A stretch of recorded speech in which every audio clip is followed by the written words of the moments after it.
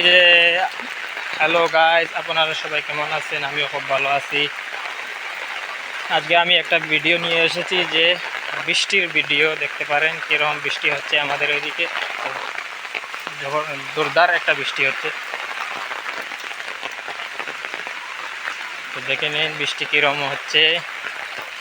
তো আপনারা সবাই সাবধান হয়ে থাকুন, যে যেখান থেকে আমার ভিডিও দেখছেন সবাই সাবধান হয়ে যান, কারণ এখন ভিডিওর যে বৃষ্টির খুব